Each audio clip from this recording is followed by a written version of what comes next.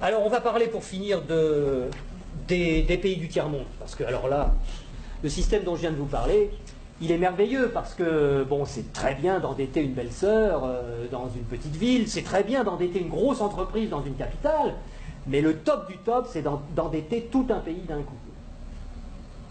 Et là, il y a des spécialistes de ça, il y a le Fonds monétaire international, il y a la Banque mondiale, il y a l'OMC, qui ont des individus, des équipes particulières qui vont dans les pays pauvres, en général où on peut trouver des ressources qui sont utiles aux pays riches, des ressources minières, des ressources géologiques, des ressources énergétiques, du pétrole, etc. Et on dit aux dirigeants de ces pays, est-ce que vous savez que vous êtes assis sur des montagnes de profits?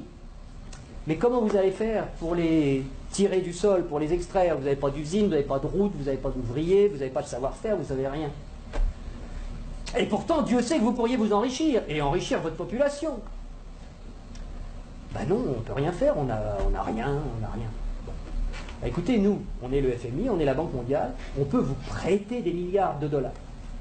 Et avec vos milliards de dollars qu'on va vous prêter, vous allez pouvoir exploiter vos ressources et nous rembourser haut la main sans problème.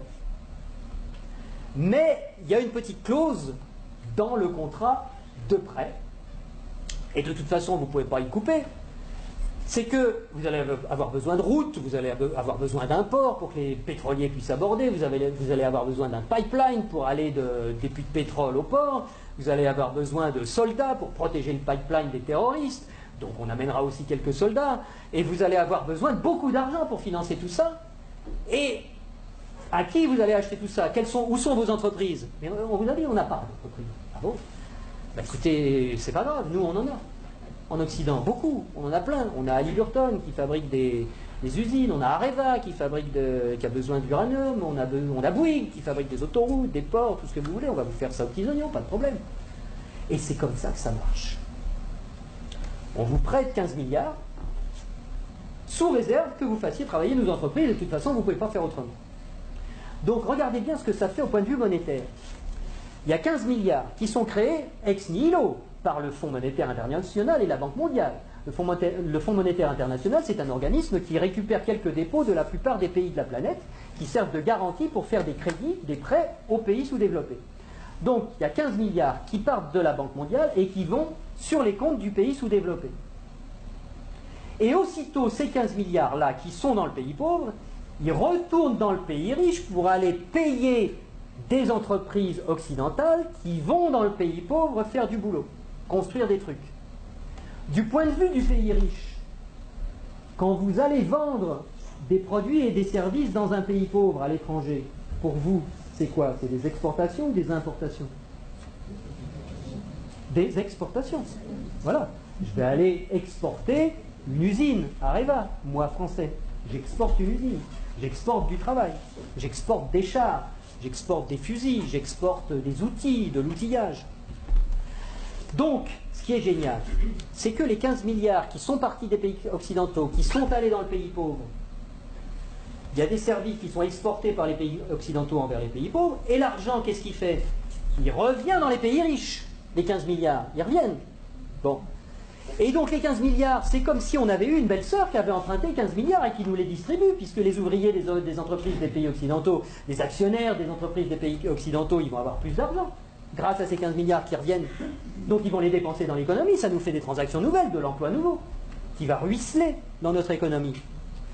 Mais c'est pas tout à fait comme si c'était des belles-sœurs qui les avaient empruntées, parce que les belles-sœurs, il aurait fallu qu'elles rendent les intérêts, et donc qu'elles reprennent leur argent et qu'elles en reprennent le double, et que nous, on ait des nouveaux emprunteurs qui arrivent pour payer les intérêts des nouvelles belles-sœurs. Là, non. C'est qui la belle-sœur qui paye les intérêts? C'est les pauvres. C'est les pays sous-développés. Et donc, on a été leur construire des trucs qui vont nous permettre d'exploiter leur richesse. On a eu de la monnaie en plus qu'on a créée nous-mêmes en la faisant passer par les pays pauvres, mais qui revient chez nous net d'intérêts. Et qui paye la dette, qui paye les intérêts, c'est le pays pauvre. Et ils ont deux solutions. Soit ils empruntent à nouveau le montant des intérêts pour pouvoir nous les rembourser, ce qui double leur dette. C'est pour ça que des fois vous entendez des présidents de pays sous-développés qui disent « Mais c'est pas possible, on l'a déjà payé 15 fois la dette, comment ça se fait qu'il faut qu'on paye encore ?» Ben, c'est parce qu'ils ne peuvent pas la créer. C'est parce que pour rembourser des dollars, il faut qu'ils les empruntent. puisqu'il n'y a que nous, les Occidentaux, qui peuvent créer des dollars pour les endetter. Et donc, soit ils empruntent pour continuer à payer leurs intérêts, soit ils vendent leurs ressources pour presque rien. Ce qui nous permet à nous d'avoir le niveau de vie qu'on a, et d'avoir les ressources des pays sous-développés, qu'on a bien choisis parce qu'ils étaient riches en ressources dont on a besoin, et d'avoir le niveau de vie qu'on a, et d'avoir de l'essence pas chère, et d'avoir des iPhones pas chers, etc. C'est grâce à ça.